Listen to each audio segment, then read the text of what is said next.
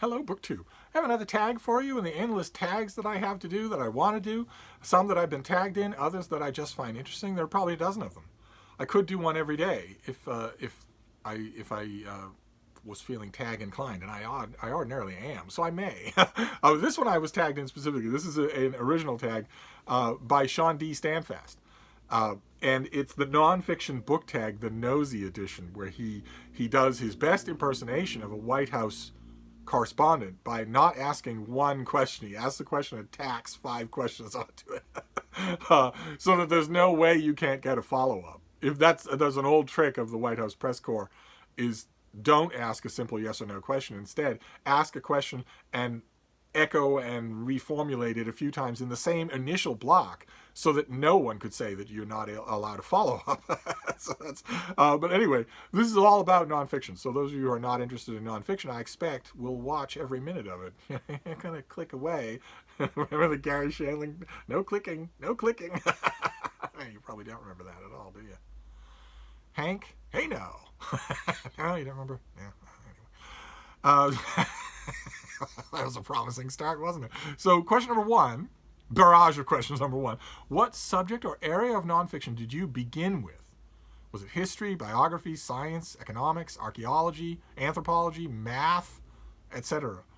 Was there a specific event, person, or book that set you on your path? And for me, I noticed when I was going through this that a lot of my answers to these questions are going to be slightly fuzzy. Sorry about that. And for me, in a way, after a fashion, in a manner, it is Roman history. In a way, my start with nonfiction would be Roman history. And I just went on from there. One discrete event in Roman history, the fate of Lucius Sergius Catilina, the actions of Cicero during the Catiline revolt. One specific thing, and then I went on from there, but that started it. Question number 2, where did you get your first books from to feed your new passion? Was it a library, borrow from friends or family, or purchasing? Did you have any guidance from anyone? And once again, a little bit fuzzy here, but my answer would be that I fed my original hunger for books on that particular subject from a library. But when it comes to guidance, then I don't have to be fuzzy. I did have guidance. I had one particular teacher, I've had many great teachers throughout my life, but I had one particular teacher who changed the entire course of my life, showed me that reading could be a whole world. That it was, in fact, nothing like what I thought it was. That it was so much more and better than anything that I had imagined. And he was smart and sarcastic and infinitely patient and infinitely giving, and I owe him more than I could ever repay. So the guidance came from one particular person. Yes. Then question number 3: is your first love still the love of your nonfiction reading life? Or was it a gateway to other subjects that took over as number 1? I don't have a number 1. Roman history is, of course, still a love among many, many loves. But I never miss it. I've read enormously in Roman history. I will never not find it interesting. But I don't have a ranking, so it doesn't have a number 1 spot. Question number 4. Did you pursue any of your interests with formal education at the university level? And if so, what level did you finish, and what was the experience you hoped for and expected? Was it the experience what you hoped for and expected? Have you made it your profession? And no, first of all, no, I haven't made it my profession. I'm a book reviewer. I did go to higher education with a BA, an MA, a PhD, and an MFA from a writing workshop. And yet I don't use any of that. I didn't. The only way I came close, and the only way that I saw to be able to use any of it was to go into academia, which I did briefly, and then to stay. But academia is horrible, so I didn't want to stay. After very little time, I wanted to get out. But in terms of my experience at college or university, oh my God, it was terrible. It was absolutely terrible. The college part of it was absolutely terrible. All the rest of it was wonderful.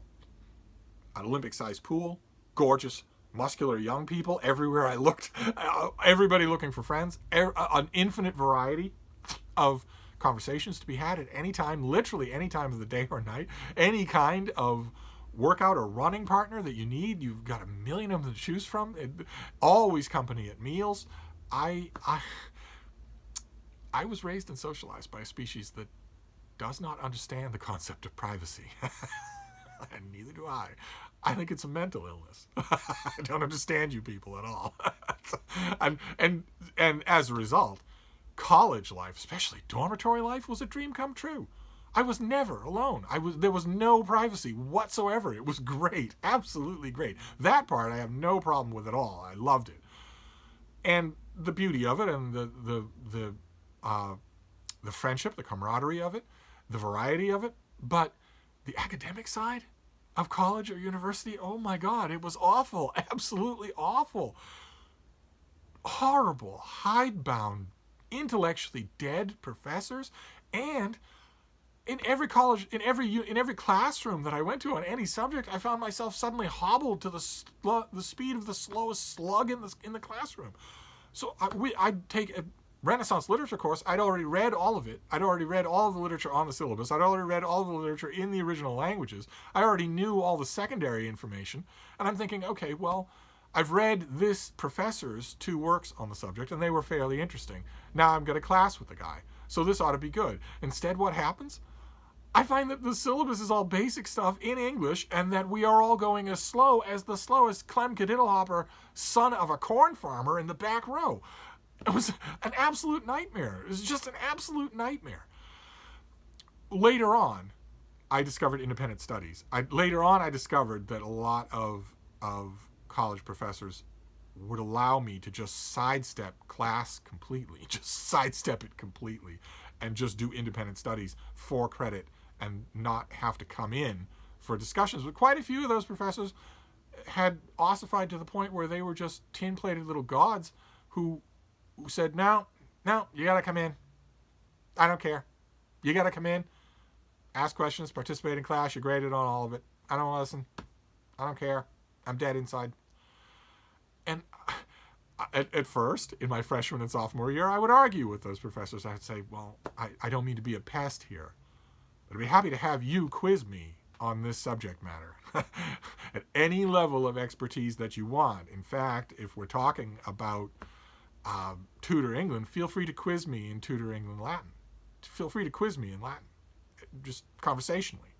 If you have any doubts on the matter of what I am or am not getting out of this classroom, feel free to quiz me to your heart's content on the latest textual criticism of Don Quixote or whatever. And once in a blue moon, professors would do that, and those professors became my friends. Not just my professors, they became my friends. We would meet for drinks, we would meet for burgers and talk about all kinds of things, not just the subject of class. But there were quite a few professors who said, no, I'm not going to test you. No, come in, you got to participate. There are midterms, there are pop quizzes, you got to do it all. It was grotesquely unsatisfying to suffer through that kind of enforced mediocrity when I knew that I was paying $250 a semester. Probably that ruined my whole anecdote, didn't it? Since that same class would now cost $250,000 a semester, nevertheless. Where were we here? Let's see. Okay. Let's see here. Oh, and I should point out that my BA, my MA, my PhD, and my MFA had nothing to do with history. Not at all. They weren't connected to it in any way. Then prompt number 5, if you have maintained that first interest all of your life, do you feel you should have pursued other interests or subjects? And, well, no. First of all, I don't feel like I should have pursued it professionally, because that would have required academia. And I hate academia. I loathe it. It's a place where thinking people go to learn how to stop thinking. And that is just, with only very limited, rare exceptions, it's such a loathsome place of inbreeding and jargon and specialty language and navel gazing that, no. But aside from that, I mean, not academically, but I have pursued all these studies otherwise. Absolutely, not just Roman history, but I've added and grown, as you're going to see in this tag. I've added and grown all sorts of subjects that interest me, to a point where I will read anything about them. Then question number 6, are you now a specialist and read only within one area of nonfiction, or do you branch out? Do you read fiction? And if so, what genre do you turn to when you want something lighter or different to read? I've watched a number of people doing this tag, and a lot of people are balking at that term specialist, and I do too. I balk at it too. For instance, the single subject in the world, in the whole universe of subjects, the single thing in existence that I know the most about, I know more about than anyone who goes on two legs. I know the subject inside and out, and that is dogs. I certainly wouldn't consider myself, I've never been to veterinary school, I would never consider myself a specialist in any way. But I've, you know what I mean. I've studied endlessly because the subject interests me. And the same thing is true with all the other subjects that interest me. There are a handful of, I wouldn't ever call myself a specialist. I don't really know what that is. And I think that if we all agreed on what it is, we'd be agreeing on something really horrible. Something like what I was talking about.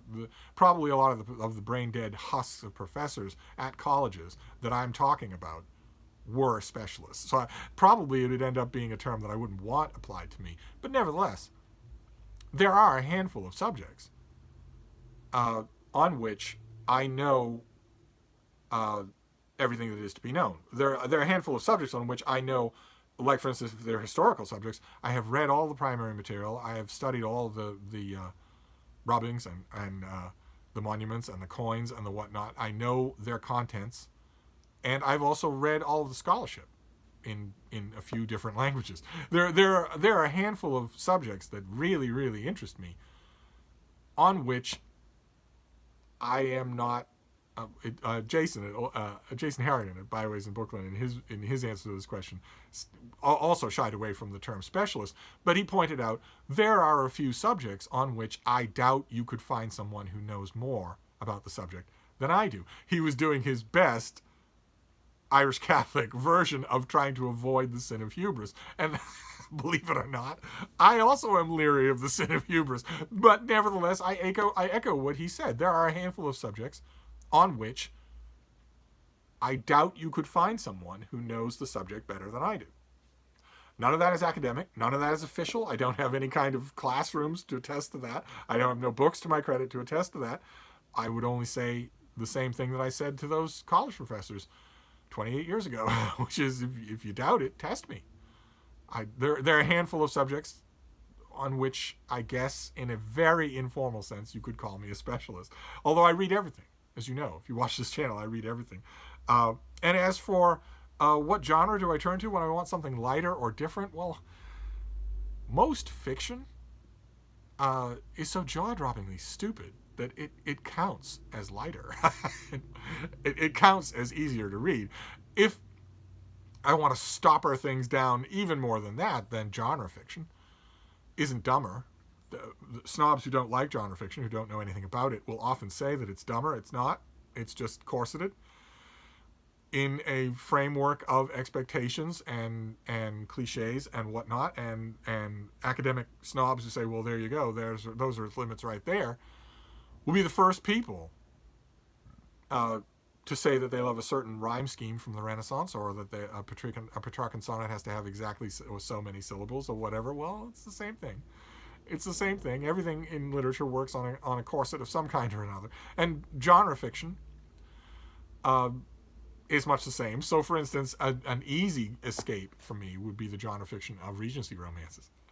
Jason pointed out in his video that his mother, may she rest in peace, was a big fan of Mills and Boon romances. I've read quite a few Mills and Boon romances. I love them. So he's right. She and I would have had a lot to talk about, but I have a ton of Regency romances, and I read those. But at least with a Regency romance, I am 90% guaranteed that I will like the book, that I would be pleased with the book. Because these Regency romances were not done by carpetbaggers. They were done by writers who knew what this kind of commercial Regency romance was and wanted to do it well.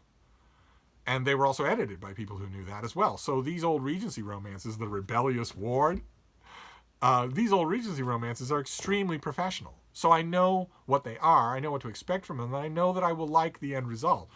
Unlike the latest piece of navel gazing from the latest sensation in Williamsburg, where the prose is terrible, the plot is incoherent, there is no arc, there is no conclusion, the characters are just mimeographs of the various totally self-impressed stoners that the author happens to know. That's certainly lighter than a work of history, but it's not really escape. So anyway, let's see here. Question number 7 is, if you are a specialist or not, do you prefer academic studies, general works, or scholarly but not overly academic works? And this caused a little shudder in me. Academic studies are usually god-awful.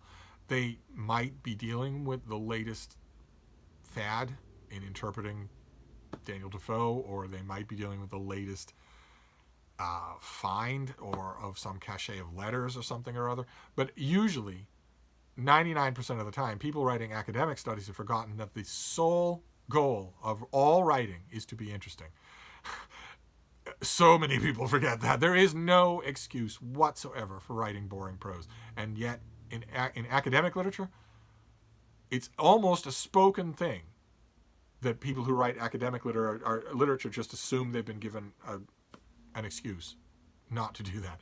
There is no excuse for writing boring prose. And you're going to find boring prose by the ream in academic studies. So it's a little bit tricky of a question.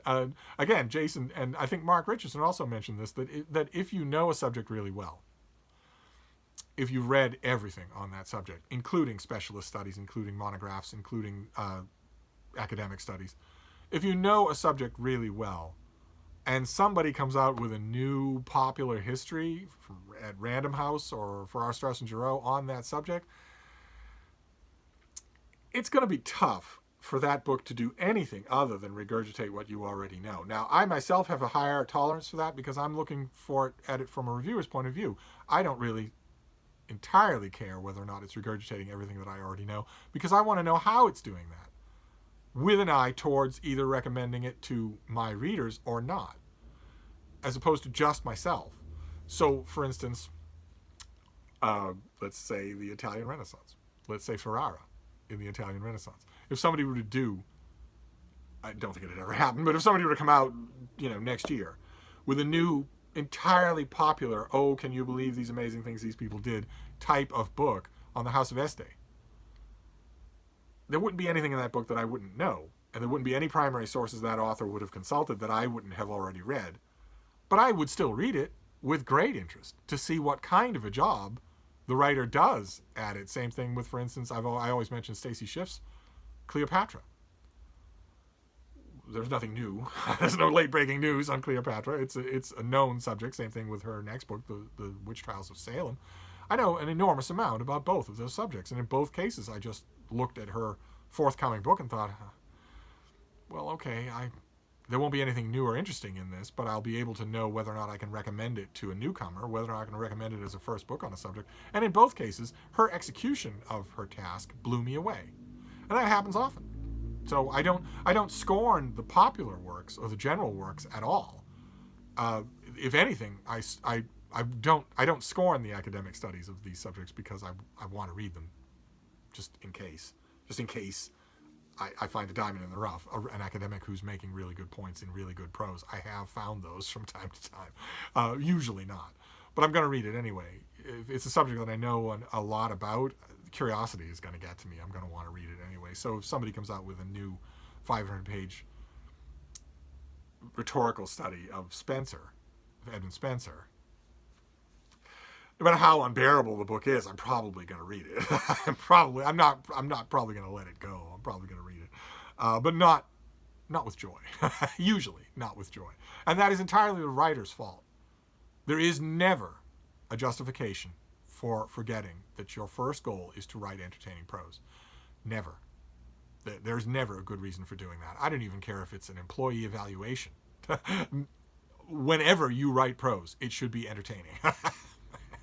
but I'm an Old Bailey hack, so maybe I would say that. Let's see here. Okay, here's another Shawn D. Standfast question barrage. This is number 8, but it's really number 8 through 17. Do you collect books in your areas of interest? Or do you read and pass on the books, or sell or borrow almost exclusively from a library? If you do collect, do you prefer hardcover or paperback? Do they need to be first editions and in fine condition, or are you happy with ex-library copy or underlining? Do you take the bus or the taxi cab when you go to the library? Do you prefer male or female drivers if it's a taxi cab? And if it's not a taxi cab, what's the matter with you? Why don't you take a casket? And what about days of the week? And do you prefer going on a sunny day or a rainy day? And are you feeling okay? And have you lost a little weight? Are you doing your jazz aerobics?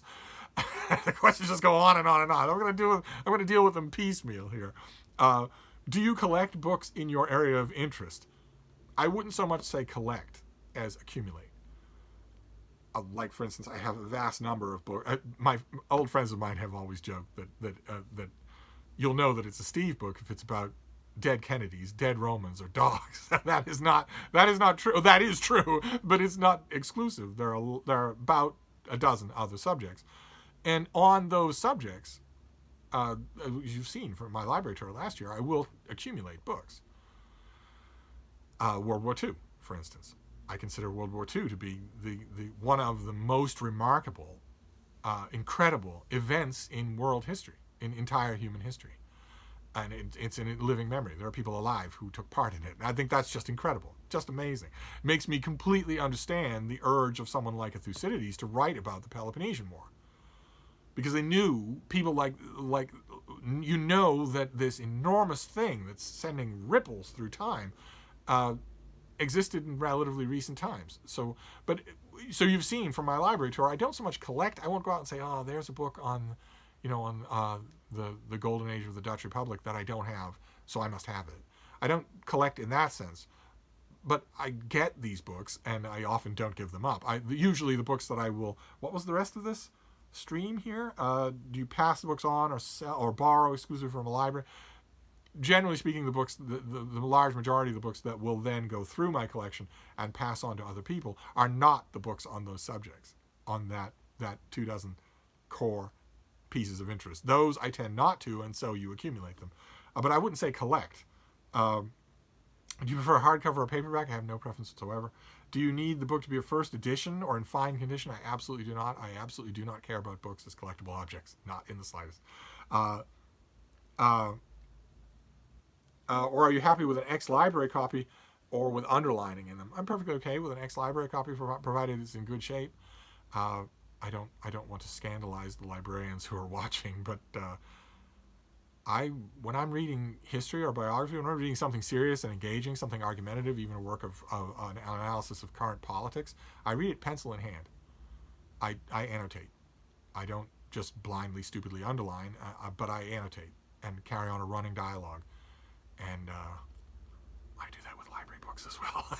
I do that with everything. I can't stop. So the only circumstance in which I've ever been able to restrain from doing that is when I thought the book I was reading was immediately going to go as a gift to someone else. In which case, even there, I can only stop by having all writing implements far away. So otherwise, I will do it. But the only thing that I can't stand, and every single person who's answered this question has said the same thing, is that obnoxious neon highlighting that students do, where the student has no idea whether or not what they're highlighting is actually important.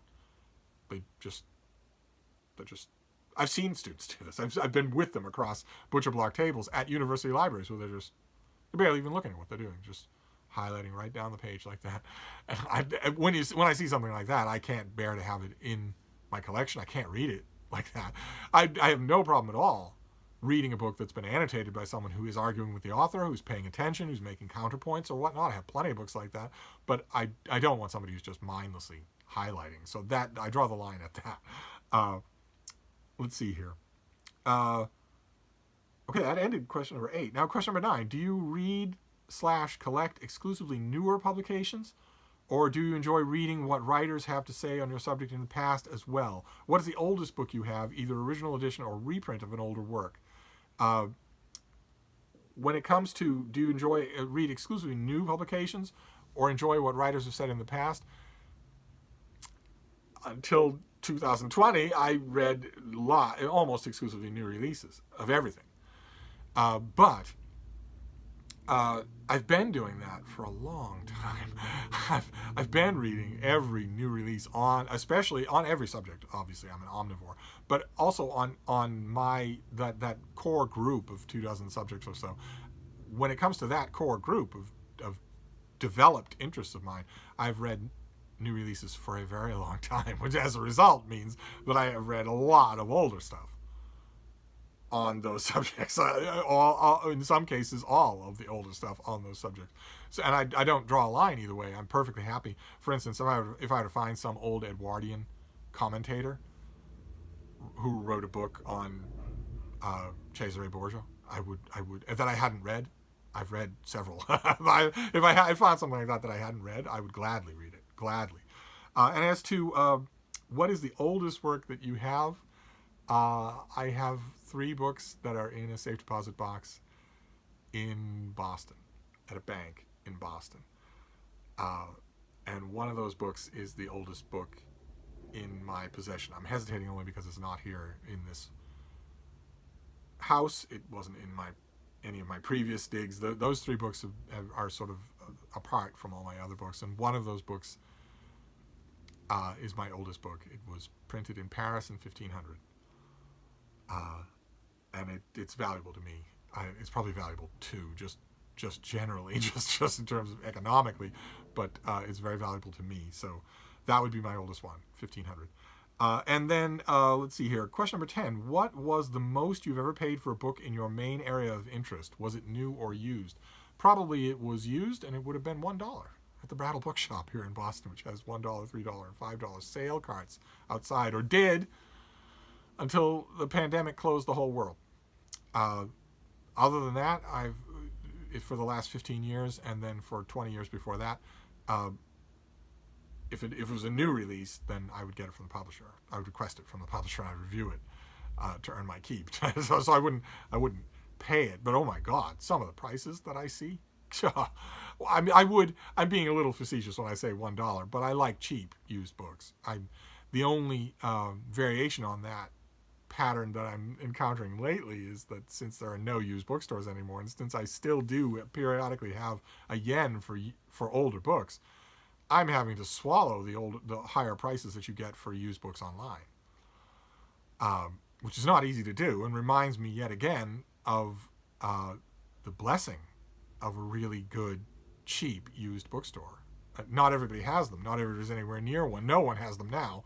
But even when places were open, they were rarer and rarer. And so to have a place like the Brattle Bookshop here in Boston that had a regular, steadily refreshing supply of thousands and thousands of $1 books was, well, I didn't take it for granted. You saw on this channel. I have praised it endlessly. So I guess I'm going to have to learn, like a common bridge troll, I'm going to have to learn to pay $5, $6, $7 for a used book online. It won't be much. I won't make a huge deal out of it, but still. And that is it. That is the nonfiction book tag, the Nosy edition. And the only thing left, 11, is to tag people. And I have no idea who's willing to do tags, who's in the mood for tags. I also have no idea who reads enough nonfiction to float this tag. Shawn tagged most of the people that I would have tagged. Jason and Mark Richardson have tagged Mark Richardson tagged a bunch of other great people. So again, I will just punt that if you see this and you want to do it, feel free. I would love to hear your answers. And I want to thank, of course, Shawn for tagging me. It was great fun. So that is it. That is your Friday tag, but there'll be more tags to come. So I'll wrap this up for now, but I'll see you soon. Thank you, BookTube.